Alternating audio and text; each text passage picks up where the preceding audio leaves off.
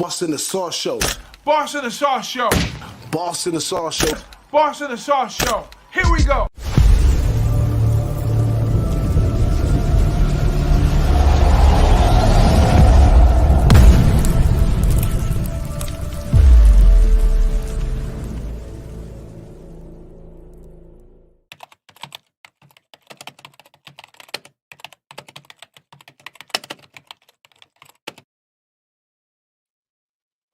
What up, thou? Live and direct, man. What up, Big Ragu? How you feeling today? You got on a nice Florida shirt today. You Man, got it, huh? it's the holiday season in Florida. That's just how we dress down here, man. Jimmy Buffett, whatever, Margaritaville, whatever you want to call it. But I need a couple margaritas after last night what happened to UCF. But other than that, man, I'm doing great. I had a great day with USF. Down in Tampa. And then yesterday, man, UCF came out fast.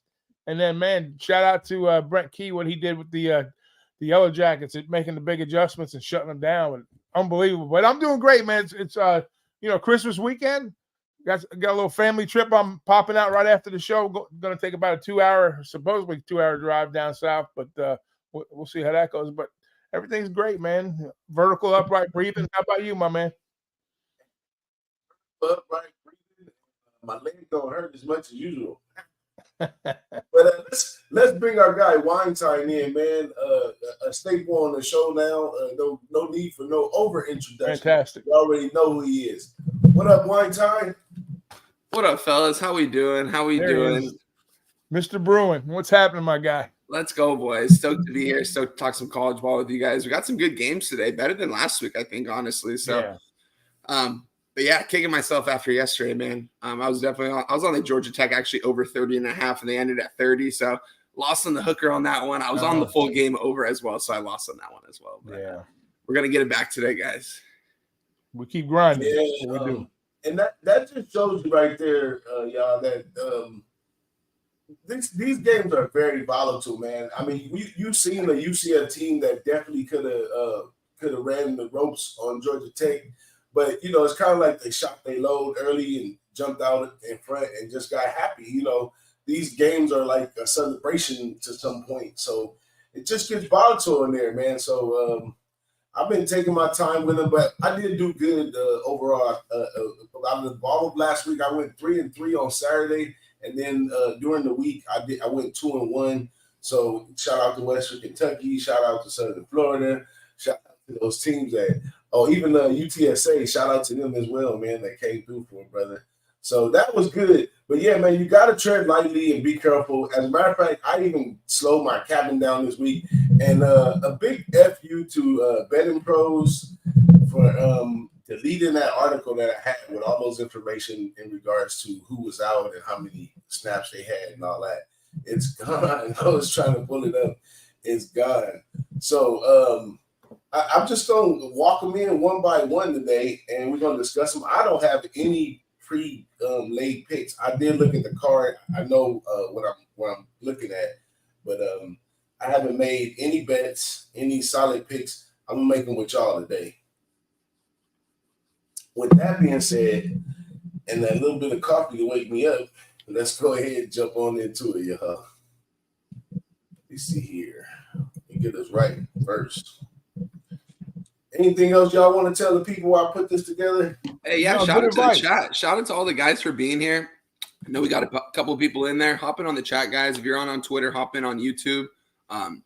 Hit the like button, guys. Let's get some likes in here. Let's get some people in here. We're giving out free winners every single week, giving you some good entertainment too. So smash that like button, guys. Smash the like. Here we go. Let's jump right into it, man. Birmingham Bowl, Troy and Duke. So this is not a big game that I'm, definitely interested in. But to tell the two stories, Troy had a wonderful season. They coming up this year was more like their year. They were solid all the way through. Duke started off on a good foot, beating some big teams and stuff, and looking really well with Coach Elko over there. He's an ex-Notre Dame guy, so I respect him. But they struggled a little bit in the middle and finished enough to get in this bowl game right here. Troy's a big 7 ahead in this game, and the over/under is 44.5. Now, I don't see no real reason, and this is a 9 a.m. game. I don't see no real reason to pick a side right here because the side is more of a toss-up, if the way I see it. So I'm looking in for more of a total perspective. And these two teams right here, Troy was 8-5 to the over. Duke was 6-6. Even. So I'm kind of puzzled with that as well. You guys got any looks on this? I'm gonna give my picks last because I'm still teeter-tottering with them. But if you guys have anything, go ahead. You want to start out one? Yeah, guys. I'll start this one out. I do have a side in this one, guys. I am on Troy. I'm on the -7. I laid the 7 points in this one, guys. Duke hasn't really been playing too well with this backup quarterback in since Riley Leonard hasn't been playing this season. They don't play well. I think their season would have gone a lot different if he would have played the full season. But with that being said, got a guy named Gunnar Watson, I believe, from Troy, the quarterback, threw for over 3,000 passing yards this year. Limited on interceptions. Really did his part offensively. He's led by the junior running back too, man. This guy's been on fire. His name's Vidal. I don't know him. I forgot what it is, but this guy's ran for, I believe, 1,400 to 1,500 rushing yards this year. He gets involved out of the backfield. He catches the balls. I expect this guy to get involved heavily in this game. I think Troy wants this game. This is a big game for them guys going up against a Power 5 school. They had one chance this year against Kansas State where they did lose. They got blown out, but I think Kansas State's a different animal than this Duke team that they currently have. I believe the head coach is not at Duke anymore either, so it's a new coach. I just think Troy's going to want this one a lot more, and I think they're going to put their foot on the gas pedal, and they're not going to stop. Did move on the -7, -105. Another play I like, I did take the Troy money line in a parlay that I'm going to parlay it up with something later. But yeah, so for this game, I am on Troy -7. So let's get it, guys. I don't hate that look at all. I like it somewhat. I do. The thing is, both of these teams have lost their coaches, right? They'll go to A&M, and then Sumrall, went to Tulane. So, and both of these teams were really, really strong defensively minded squads. A little more so, I think Troy and their class level they were playing, where Duke, early on they were like a top 5 defense in Power 5 conference play, ACC play on top of that. But the main thing is, like you said, the quarterback play with Watson here, where Riley Leonard, he's out, he got hurt, and he's transferred out, and then a bunch of guys also, so that's we're going to find the same story over and over again. We're going to find about opt-outs, some coaching changes, whatnot. But I think it leans and both of these teams in bowl history have played, Duke has been 6-1 to the over and Troy 8-1 to the over. But, with two defensive-minded league teams, like DJ Big Boss used to say, you think you're going to catch, a defensive side with both teams playing to the defense and the game goes over the total. But I would lean over here, even though we have, up against it offensively, it's a lower number, guys. It's 44. I would probably lean Troy, and I like the over here. Yeah, I'm aboard with y'all with Troy and the over. I see a lot of value using Troy like wine time and some type of exotic or parlay somewhere down the line. I like that a lot. I like the look on the over. I don't see no reason. I mean, the weather's decent over there in Alabama. I don't see no real reason why it should be slow. And I'm sure you guys have seen that some of these teams that you think are going to be slow or this, that, and the third are just totally the opposite in these games. It has a lot to do with motivation. So on the Troy side, I feel that Troy should be motivated in the winning because this is not a spot that Troy is used to being in. So they should want to go all out for this one. Duke, on the other hand, that's kind of like a little smart school and stuff. They might have a lot of other things on their mind. So I'm gonna stay with Troy on the money line to go on the parlay, and I'm gonna give everybody my parlay and everything when we finish the show. So let's keep it rolling, man. Let's game. Mila Bowl, Arkansas State versus Northern Illinois. This is a game that I really want to stay far away from because I don't see the MAC kind of worries me. Anything outside the MAC action, the MAC kind of worries me. But the MAC has really been stepping it up a lot lately, especially in these big games. Now, Northern Illinois had this shutdown defense over in the MAC. I don't know how that's going to work against this Arkansas State team. I don't see much in this Arkansas State team to even take the side or anything in that one. So any one of y'all on this game, just go ahead and take control of this one. I got nothing in this one, fellas. I'm staying far away from this one, guys. Yeah, this is one I just kind of looked at. The only good thing about this is Northern Illinois quarterback, 7 years, Rocky Lombardi, right? We've tossed his name around a time or two over the years, with Northern Illinois. But, that's a run-heavy squad, that doesn't generate a ton of offense either. Arkansas State's had some pretty good games, up and down the board a bit. But, Butch Jones is, he's a quality coach. He's been there a bit, so I don't know. I think Northern Illinois is live here, guys. I really do. I think because of the quarterback play and Lombardi, he doesn't set it up, but he's one of these guys that guts out wins and plays tough. And this is kind of got a MAC feel to it with Ark State in there too. So I would look towards I would lean Northern Illinois on the money line with Rocky Lombardi. Just a lean though. My man Paul Vu in the chat says the starting center for NIU is opted out. Shout out to Joey. I mean you're gonna see that. That's we're gonna be up against that. So that's the other thing. You got to really do your homework, guys, on these opt outs. The truth is in the detail, but also what we've been seeing, I hope everybody been noticing as well, is teams are already thinking about next year and down the line. Even at the beginning of the season, teams are thinking about next year and down the line, and there's plenty of dudes just sitting on the edge of their seat to get in the game and show. So when you thought all these opt-outs and transfers was going to really hurt the team, it helps some guy in some way that's going to be the next star. Yeah. So I mean, a ton of I think there's a big move on the number towards Ark State in this game too, because I think Northern Illinois opened up the favorite now. I think it's like about a 4.5 point move the other way. Yeah, I mean that's a tough spot right there. But thanks to you guys, I feel much better about this game because I thought it was just me tripping that I had no clue in that game. But we shared this feeling. So let's jump to the next one. James Madison versus Air Force. I know that Mountain West. And that's what I'm here for today, the Mountain West. That's why I peeled back some of my capping too, because some of it was easy. So this Air Force team and James Madison, -2. James Madison is probably up more than that now, and I'm all over James Madison. Air Force, they had the quarterback, Schignagel, at the end of the season. Couldn't people stay healthy?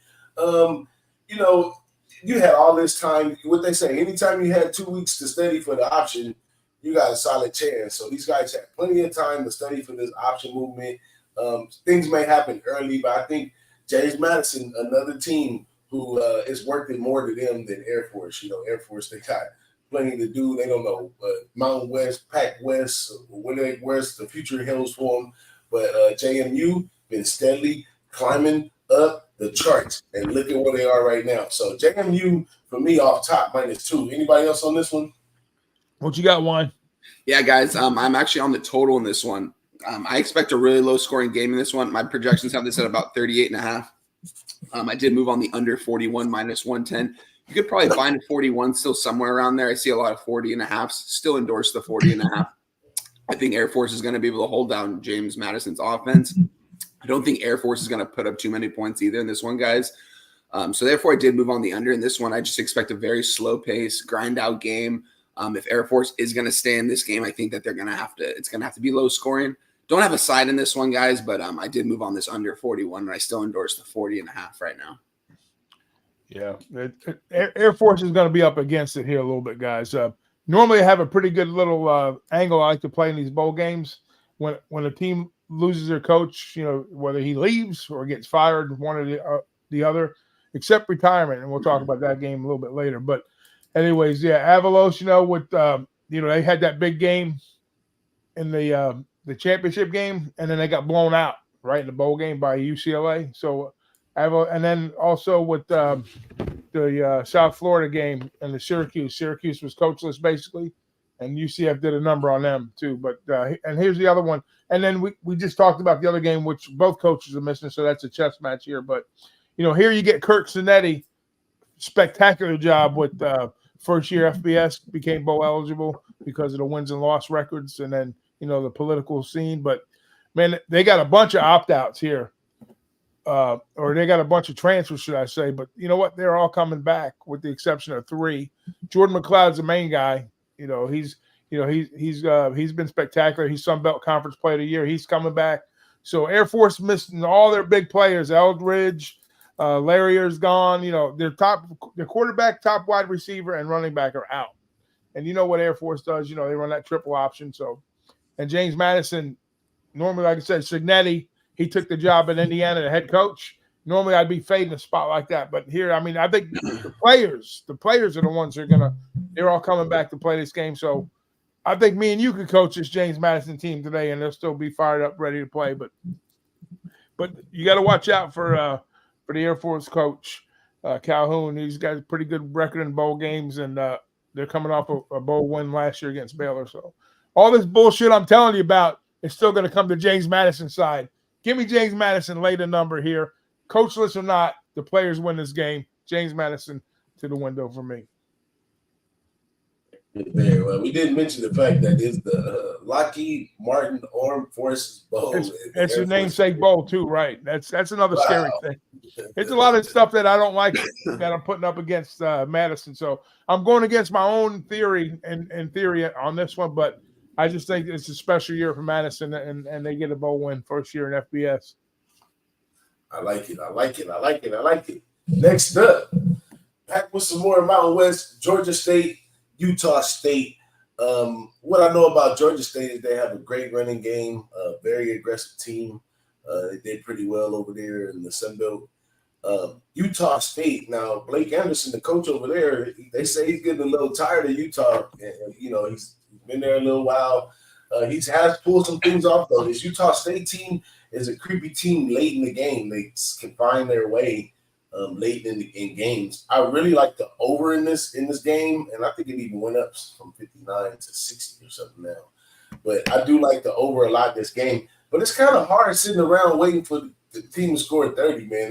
Just like last night, they left you hanging waiting for teams to score 30. So I'm not 100% sure if I'm going to get to the window with this, but if I had to bet this game, I'm definitely taking the over in this one. And a lot of these games, guys, I've been doing my thing live. I finally have learned how to bet college football live.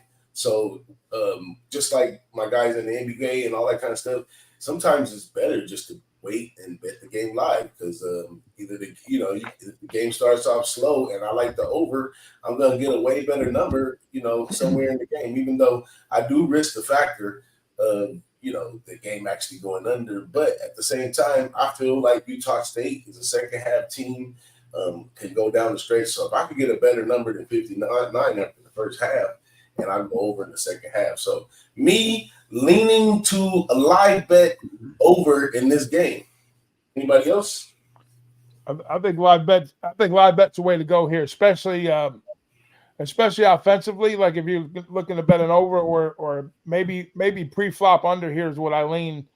Georgia State, they've lost. They lost their star running back, went to Missouri. The wide receiver to Auburn. Granger, who we know we've been following Granger's career for a little while at Georgia State, very capable at running that offense, but missing a lot of pieces. There's going to be a lot of pressure up on him to kind of get things moving offensively. And Utah State lost both their quarterbacks. Cooper Legis and Hillstrand are both hurt, so they're going to rely on I don't know if he's a freshman, Levi Williams, 4-to-1 touchdown ratio. And I guess he's got 23 passes, 40 attempts. So very lightly, light on the offensive side on both of these squads here. And I think Utah State's probably live here too also. That's a short number though. It's basically a coin flip this one. This is another one of those games where, injuries and opt-outs. But they're playing in Boise. It kind of has a feel of a Mountain West game, doesn't it, DJ, this particular game here? Yeah. So you probably got a better read on this than I do, but probably live is the way to go. Yeah, guys, I don't have a play in this one. Don't have much to talk about in this one, but yeah, I think this might be a live spot as well. DJ touched on it. If they don't score early on, they're going to get some points in this one. So definitely you can take a live bet on the over. You can get a probably better number than the 59 you have now. It opened up at 63. So yeah, getting a better number than what it opened up at, but I still definitely would think a live spot. It's probably. I'm going to guarantee that the live number is going to tick down to the 40s here. I just got that feeling. This sets up for the offense. I don't see too many weapons here, but like DJ say, next up guys, in a game like this, it can go flying. So probably live under or live over, probably the lean. A few words from Big Ragu's breakdown that has now put me on the side. And the words are Levi Williams. Can't stand that guy. He's a transfer from Wyoming. He's not the greatest quarterback. He's been in there. He had a couple highlights here and there, but I like the running attack from Georgia State. That's something different than Utah is used to dealing with, unless they're playing like San Diego State or something like that. And Georgia State, I'm looking at it like, I could get plus 1.5 to fade Blake Anderson in this Utah State team. That's really creepy. I'm on it. Georgia State plus 1.5. Let's keep it rolling. There we go. Here we go. I'm messing up. There we go. Next game, the 68 Ventures Bowl, South Alabama and Eastern Michigan.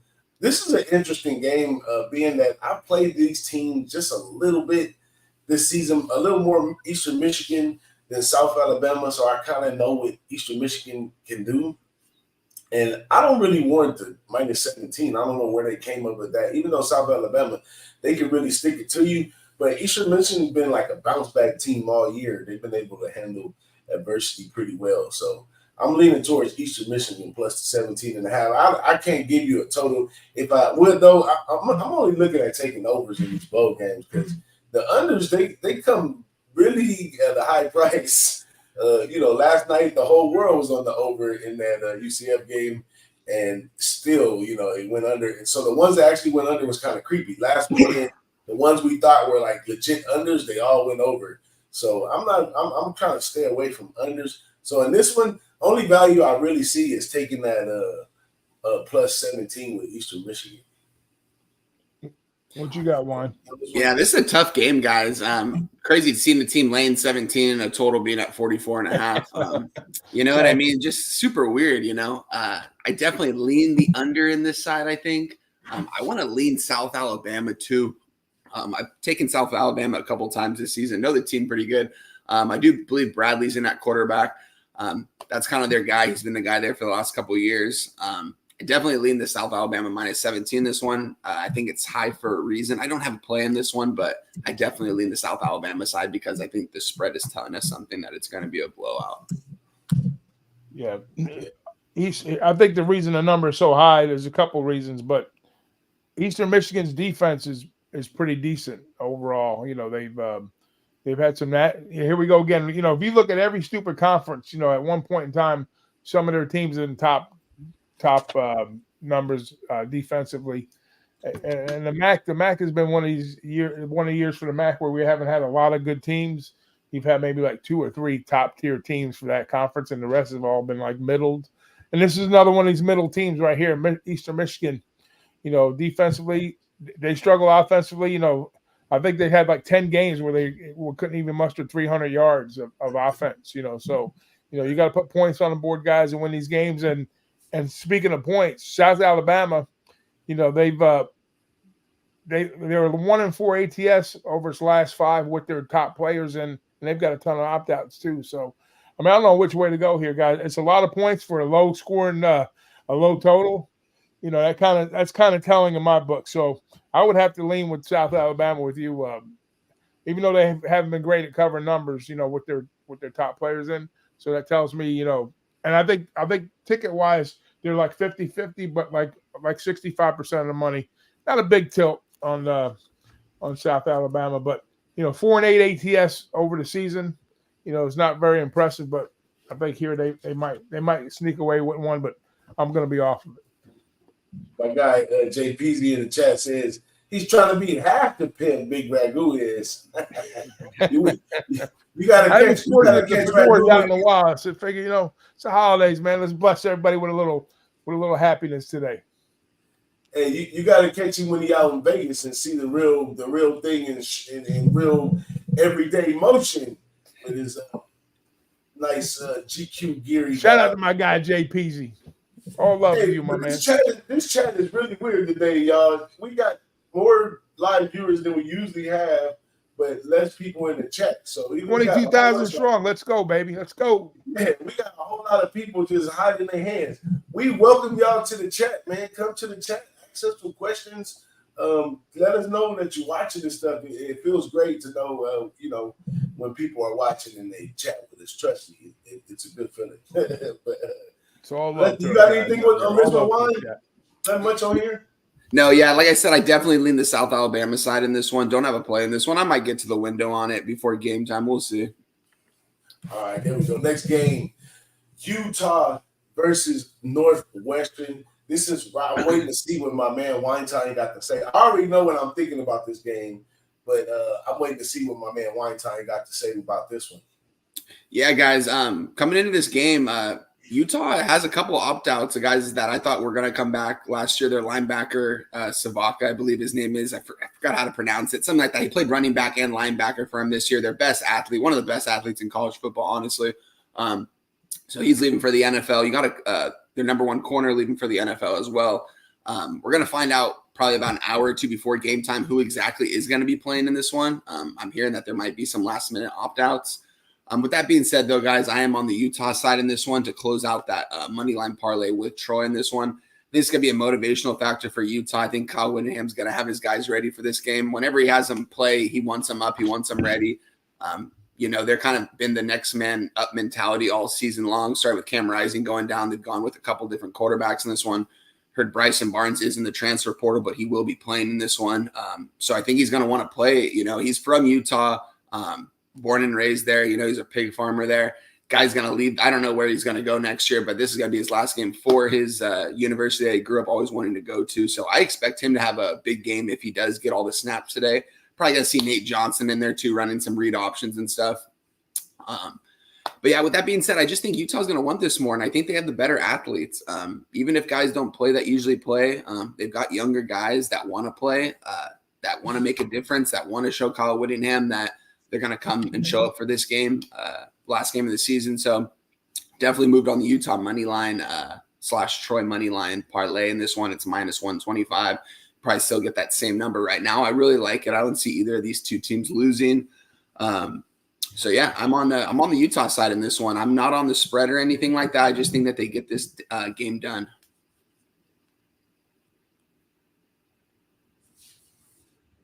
Oh man, you said that right after I wrote down Utah money line. What you think, Ragu? You want me to break it down for you in a little bit? So Northwestern is one of these. You got some. Yeah, I got something on the game. Oh, I got something here. Northwestern. I mean, Utah was trying to run it back, for another championship.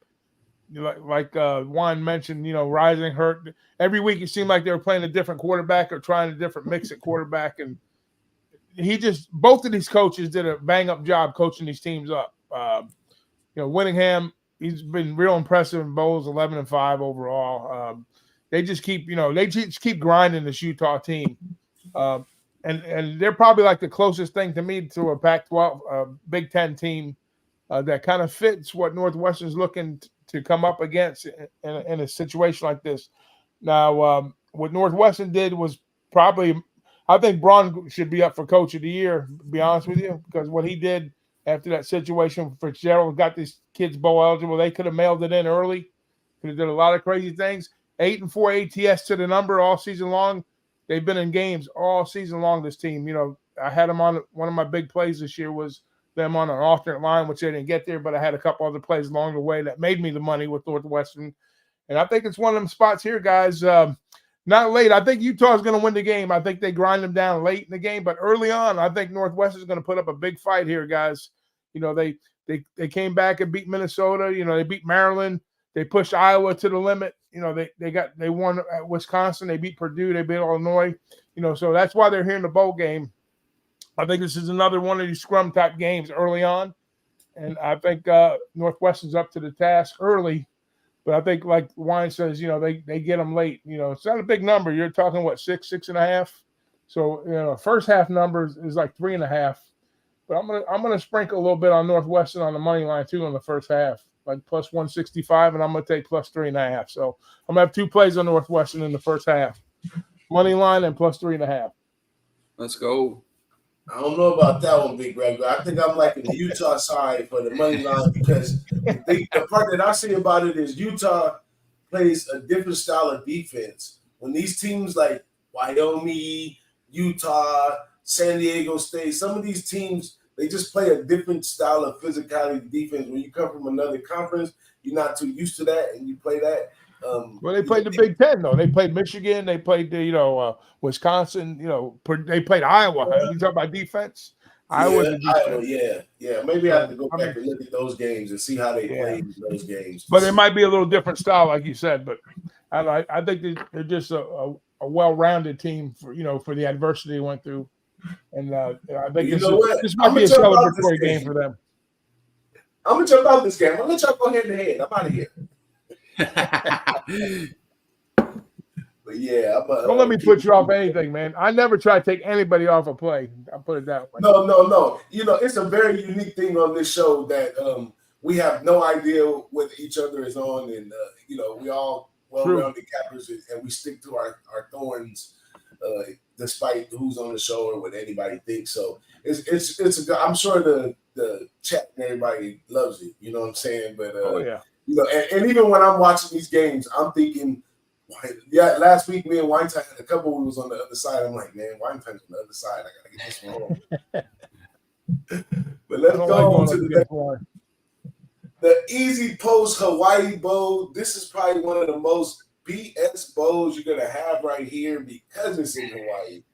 And you never know how, Hawaii just puts the lax and cool into everybody. So who want to get up and play football when there's pineapple juices and coconuts running around? But these two teams are a weird matchup too. They both had some colossal seasons. San Jose State finished really strong. I love Cordero over there. He busted me up a few times.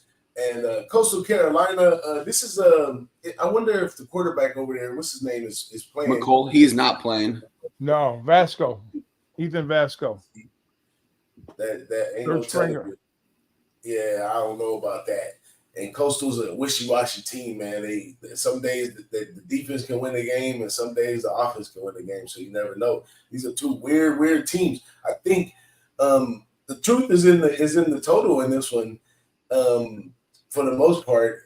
But I figured out which way it's gonna go. I guess I'd have to lead over with a mobile quarterback like Cordero, who can get things going. So we've seen a lot of overs in these bowl games lately. Over 49.5 is a good number. I see the most value in the over in this game, but the only thing that's kicking me in my ass is them being so relaxed because they're over there for a few days in Hawaii. But I'm gonna put myself down for the over in this one. Maybe once again another one that you probably want to watch live and figure out which way to go there. But if you're looking for an over and you watch it live, after the first touchdown, you missed it. But the number at least, because the number could jump and put you where the value is gone. But I'm going over 49.5 in this one. Yeah, guys, I do have a play on this one. Funny, the San Jose State quarterback comes back home to Hawaii where he's from. Played Hawaii there, transferred to San Jose State this year. I actually like the kid as a quarterback. Not a bad quarterback at all. So with that being said, guys, I am on the under in this one. I'm on the opposite side as DJ in this one, unfortunately, but I did move on the under 49. It's down to 48.5 right now. I just don't see Coastal Carolina putting up too many points in this one, guys. Grayson McCall is out for this one. When he doesn't play, I don't see that offense really going off. I backed Coastal Carolina the last game of the season thinking Grayson McCall was going to play. He got ruled in that he was able to play. Ended up getting ruled out last second. Bit the bullet on that one. Couldn't watch that Coastal offense. It's not good by any means, guys. So I am on the under in this one. I think San Jose State's going to blow these guys out the water, honestly, especially the quarterback coming back to Hawaii, his homeland. So I'm definitely looking at the under in this one. It's down to 48.5. I got 49 last night. I still endorse the 48.5 though, for sure, guys. There it is there on the other side. I got a side, guys. I got a side, not a total for this one. Let's talk about Cordero coming back to Hawaii, right? Like you said. Yep. It's kind of, they had a rough start early on in San Jose, but I think they reeled off like six wins in a row, something like that. So they got a little momentum going there. Where the Chanticleers, Coastal, not so much. They're down their third string quarterback. And it's kind of a weird game, like DJ says. These kids are coming all the way from North Carolina all the way to Hawaii, man. So what kind of mode do you think they're going to be in? They're going to be like, hey, man, let's hit the beaches. Let's go surfing. Let's check out the sights. They're going to have a good time. Don't get me wrong. But this is more of a vacation game for these guys. They kind of finish off on a little bit of a sour note too. So, and there's a bunch of kids in the portal here. I don't know. I think Coastal, they did a nice job covering numbers all season long, but they kind of got a little bit of a skid going on here, playing to some unders too, where San Jose is playing to the over. So I'm kind of mixed on that portion of it, but I do think this is going to be a strong outing by San Jose. This is right in their backyard. The kids got the homecoming coming back to Hawaii. The other teams kind of, like, hey, we're going to go hang out in Hawaii for Christmas and all that stuff. So San Jose's been here, done that before. Don't worry about laying the number. They win by double digits easy in this spot. So lay the wood with San Jose. Go right there, man. Shout out to the chat. They showing up now. My man Brian Pope won. Dabby Cabs up in here. Dana Delp. Ricky Levine says another beautiful day in the LBC. Jeff M, our guy Damon, and Joey Hurd has been with us the whole time. Shout out to Joey Hurd. Let's go into the next game. These are Tuesday games. Here we go. Quick lane bowl. So Tuesday games, you guys make sure look at those little names we got down there. Make sure you follow us on Twitter. My man Wine Time and Big Ragu, they big time put their plays up. Very transparent. Me, I'm kind of lazy and don't get to there with it. So the best you're going to get from me is on the show. But let's keep it going. Quick lane bowl. Bowling Green versus Minnesota. Now, Bowling Green was a team that I used to hate. But this year, they looked a lot better this year. And Minnesota is one of those teams that's ran on the algorithms and all that stuff over there. They could be kind of weird, and then they can be kind of right at times. This game, I'm off this game totally. This is not my cup of tea. Anybody drinking this tea? I'm off this one. I'm gonna give it off to Big Ragu on this one. Hand it off to me. Yeah, I kind of shied away from this 2:00 afternoon game on a Tuesday. Yeah, I mean Minnesota, they struggled immensely. Their yardage are ranked 120th in NCAA, and his points 109. So not a lot of offense here, guys. Not a lot of offense. Played to the under, 3-9 to the number all season long. And Bowling Green, it's not something I want to, get excited about. So they got. I can't believe how many transfer portal kids are in this system for the MAC too, man. There's a bunch of kids moving around here too, but I don't know. We're going to see a lot of ground. Terrion Stewart, he runs the offense on the ground for Bowling Green, and nothing really happened. This has been a real bad year for Minnesota this season. So, yeah, they got in. This is a 5-7 team that got in. I don't know how the hell they got in, but they did. I guess they ran out of teams, so they got in. But it's not a game I want to be a part of, so I'm off of this one totally. I'd lean to the under though. I would lean, even though it's a lower number. Both teams have actually played to the over this season, or I say Bowling Green has, but Minnesota not so much. So stay off, stay away.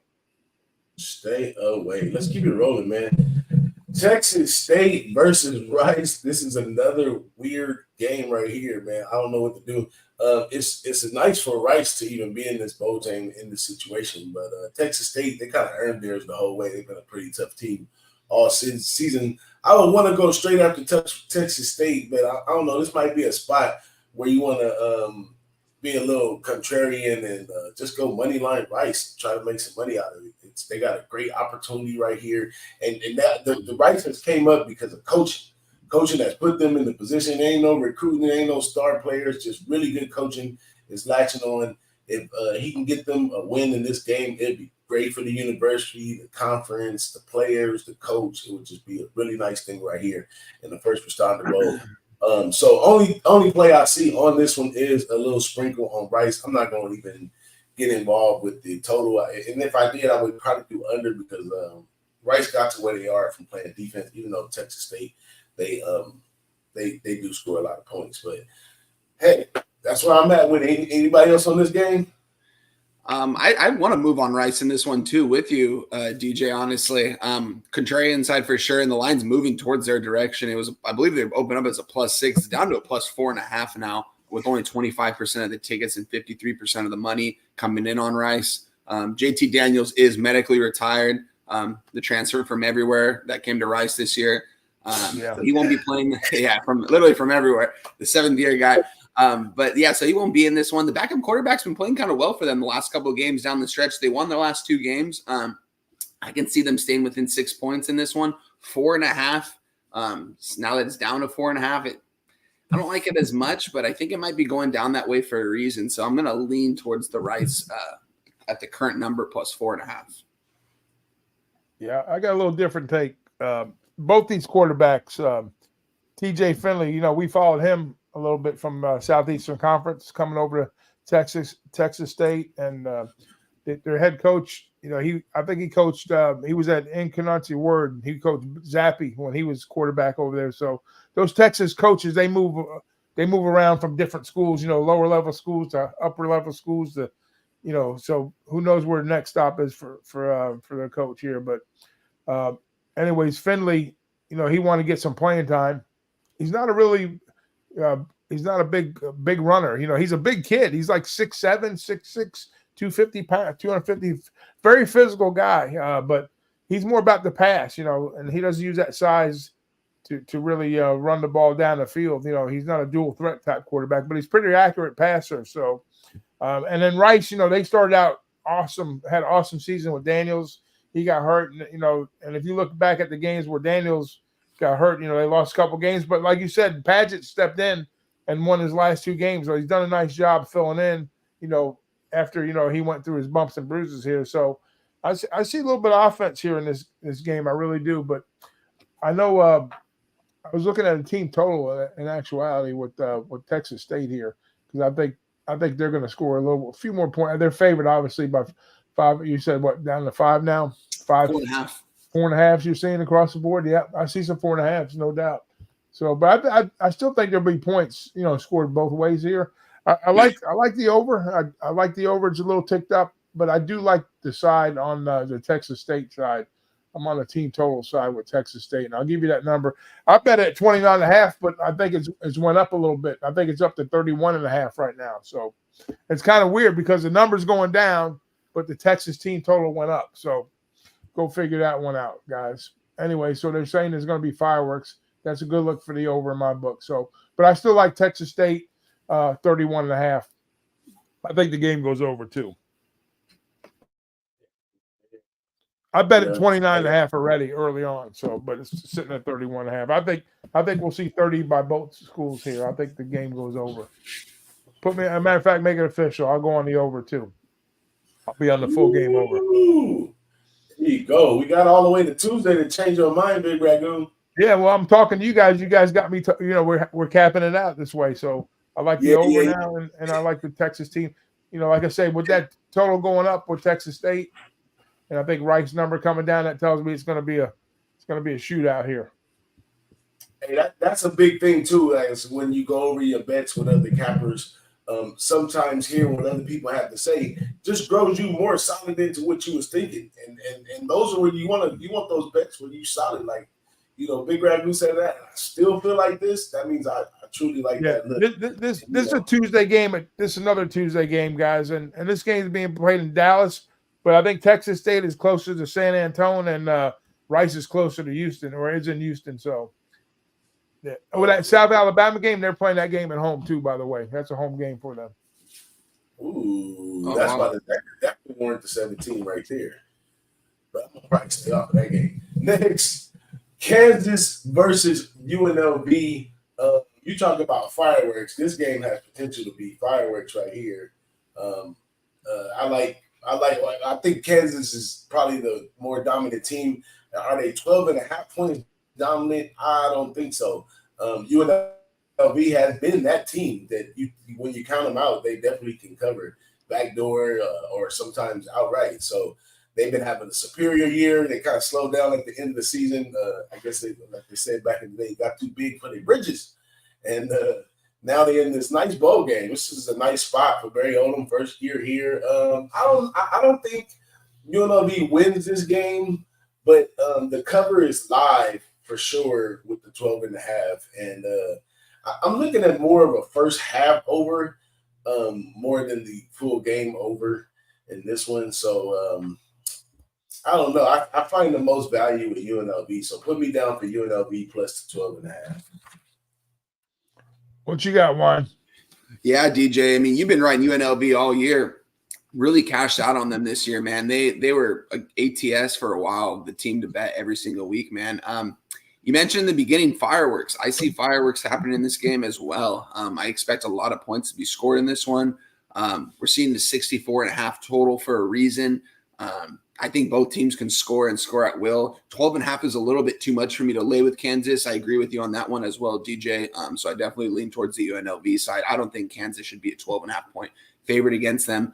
I don't have a play in this one. I'm definitely leaning the UNLV side and the over. I see both these teams being able to get off on offense and not stop much on defense. So, yeah. While you on the mic one time, we had a question in the chat from JP if you had anything on NBA. Was there the Milwaukee? I'm looking at it right now, the 9:30 game, actually. I don't have a plan as of right now. All the money's on the Knicks right now. They got no one. The line's not moving. I would lean the Bucks playing in New York right now, but I don't have a play in that one. I don't want to give anything out. There you go, Big Rat. Go ahead and take it over. No, that's all right. One interesting stat here was on the margin of scoring here with both of these teams. Like the last three, UNLV has been a little bit on the downside. You know, on they've averaged like 9 points or less. Where on the loss side of losing things, where Kansas is averaged like a little better than 8 points. So the differential there. And even though still, double digits, it's still single digit numbers here. And like I said, we've been getting to the window all season long with one of the best teams in the country covering numbers was UNLV here, guys. But I'm not sure about the opt-outs here. This is one game I didn't get to get to as far as opt-outs go. So, I mean, right now I'm going to lean UNLV. I'm going to post it as a lean. I don't have a play on it officially, but if all systems go, I would definitely lean UNLV here, guys. And this game is where's that game being played at? Neutral site in Phoenix. So, yeah, I mean, that's kind of a middle ground for both teams. So maybe UNLV's got a little small advantage there for travel, possibly. But Jayhawks got a lot of fans too. Yeah, it is there. I don't have anything else on this one, guys.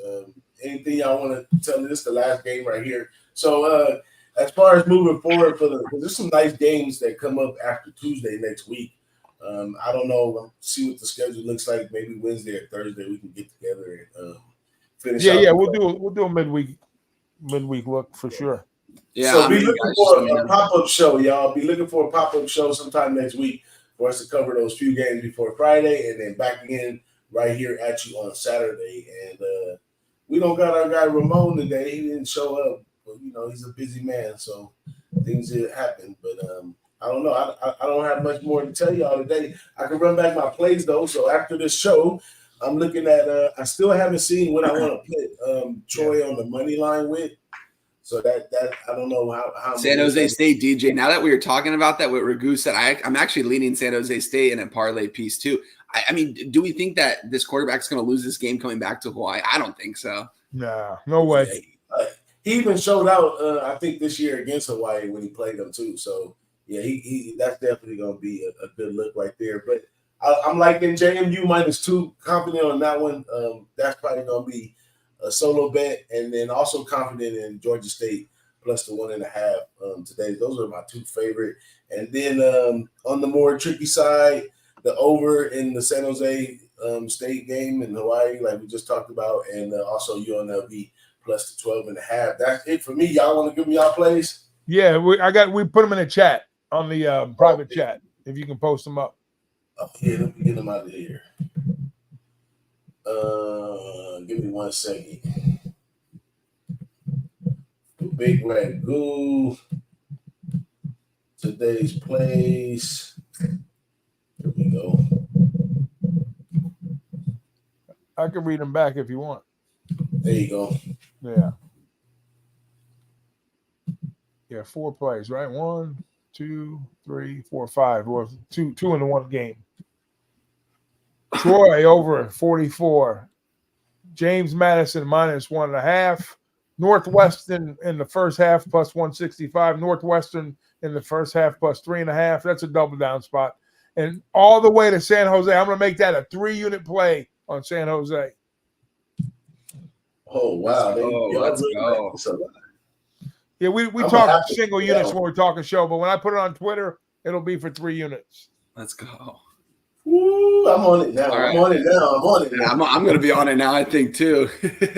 I'm for sure putting that money line in a parlay. I'm probably going to play. I got to make up some ground from UCF. I gave someone back my USF money on UCF last night, so I'm not chasing, but I like that. That was one of my stronger plays in the bowl season right there. It was San Jose. Weinstein, you want to go over your plays? I got them up. Yeah, guys. I'm on Troy. I'm on the -7. I think they blow these guys out the water. I don't have it in the description. I also money line them in Utah money line in a parlay -125. I'm on the Air Force JMU under 41. I think it's going to be a really low scoring tight game. And then I'm on the San Jose State Coastal under 49. In another game, I don't think Coastal Carolina is going to be able to do their part to get over this total. There it is here. You heard it right here first on the Boss and the Sauce. Let me see if I can get mines up just for y'all to be able to see exactly what I put so y'all can come back and talk shit about me. It's Christmas, man. We're going to be nice.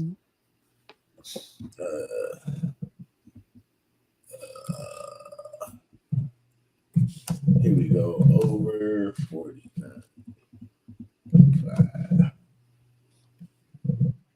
I'm going to give you a little NFL play too. I'm going to be on the Chargers plus the points this week. Me too, Ragu. Let's go. Me too.